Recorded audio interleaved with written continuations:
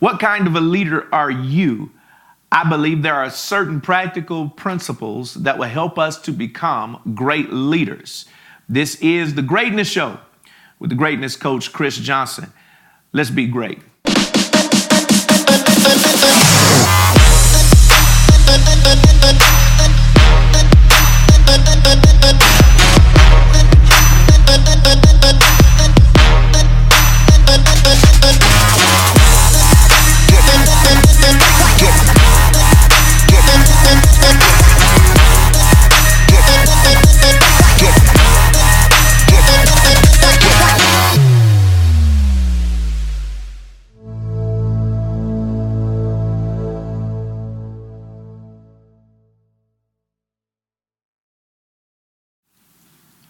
Well, if you're going to be a great leader, I want to tell you that you're going to have to become a leader that is either a mentor, a motivator, or a modeler.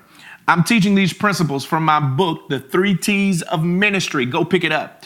Go to my website, cajohnson.org. In it, we talked about becoming a 3T leader. A leader that can avoid burnout. One of those things that we talk about is how we interact or how we train those who follow us. I believe that if you are a great leader, that you would exhibit these qualities. Let's talk about it piece by piece. To model, to be a model, I believe a good leader models the behaviors, the expectations, and the desires that they seek from those that follow them. It is not a you do it, it is let me show you first. A modeler says, I'll exhibit the behavior, I'll exhibit the skill, watch me, and then you try. You know, this is something that we see all the way from little children all the way up into adulthood. I remember watching my son, and I talk about this in my book. I remember teaching my sons how to ride the bike for the first time. I would demonstrate, let me show you, and then let them try.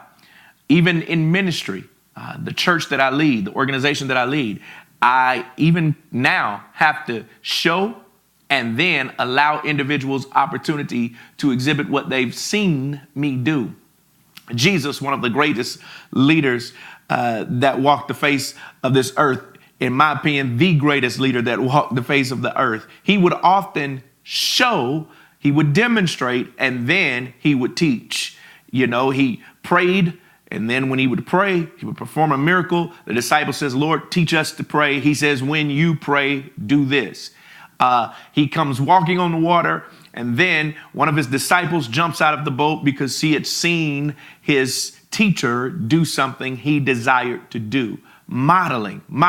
And then if you are successful in modeling, then you would have to motivate. You have to motivate. There are times where motivation is called for. It is intact, because what you need to do is, some people work better when you are in their ear, motivating them, encouraging them, pushing them. Some people work better with that. Others don't need as much motivation. Some people you have to follow up with every week. Some you have to follow up with every month. And some you don't have to talk to but every quarter, but they need some sense of reinforcement. What I've discovered is those who have not developed a certain level of confidence in their skill will need a little extra motivation. And every great leader finds a way to balance the modeling and the motivation. Then there's this third phase, this third example of what a great leader does. A great leader is a mentor. A mentor, it's that person that says, call me when you need me. It is that person that says, I'll allow you to go through some tough areas so that you can develop your own sense of identity in whatever position you're in. A mentor is there for those that follow. A mentor is kind of that person that says, I'll be your strength. I'll be your example. I'll be your advisor. I'll be that person that will help pick you up. You'll have to make some mistakes on your own. You'll have to jump out there on your own. But the mentor says, let me share from my experiences on how I overcame it. I believe that if you're a great leader, you find out how to be all three, because there are seasons in every person that is on your team. There are seasons in their lives where life happens and they're not emotionally strong as they once were. Some things happen, sets them back. They need a little motivating. Then there are some times where they face some new challenges and haven't come across this particular challenge before. That's when you can step in and say, hey, let me show you how to do it. Let me model that.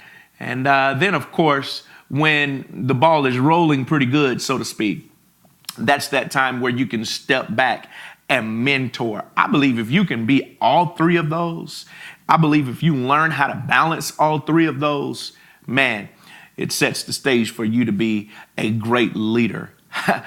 Quick 5 minutes. I just wanted to talk to you about how to be a great leader. You're watching The Greatness Show with the greatness coach, Chris Johnson. Let's be great.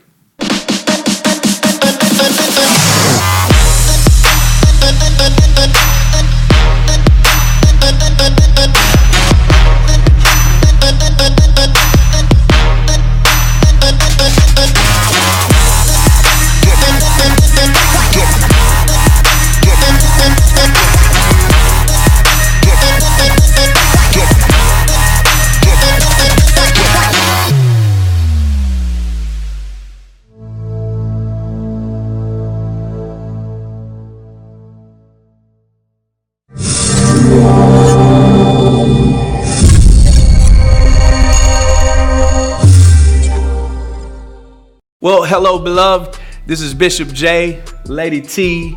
Baby, it's here again. That's right. Marriage Camp 2018, back by popular demand. Listen, we're so excited that this year, 2018, we're having Marriage Camp. Go ahead and set your date. September the 7th through the 9th. Here it is. We're going to Fort Walton Beach, Florida. We're gonna be at the Hilton Garden Inn, and I cannot wait because we have some awesome things planned for the couples coming in. Yes, we do. We have games, we have vow renewals, we have everything planned. We just need you. We just need you there to come to Marriage Camp 2018. Listen, our theme for Marriage Camp this year is Built to Last. We want to share with you some strategies, some plans, some techniques on how you can build your marriage to last the test of time, any kind of storm, any kind of trial. Baby, we've got to get them to build it to last. We got to get you there. So what you need to do is go on the website, www.thisiszion.org, and look up Marriage Camp. Marriage Camp 2018. You can also visit us on our Facebook page, Marriage Camp. Just search it in your search engine and it will pop right up. You go to our website, as Lady T just said, and I promise you, you're going to be excited about what you read and what you see. Details are there. Please make sure you read the camp registration in its entirety before you register and before you pay. But we cannot wait to see you there. I cannot wait to pour into every couple that's going to come to Fort Walton Beach, Florida, September the 7th through the 9th. We're building it to last. We'll see you at Marriage Camp. God bless you.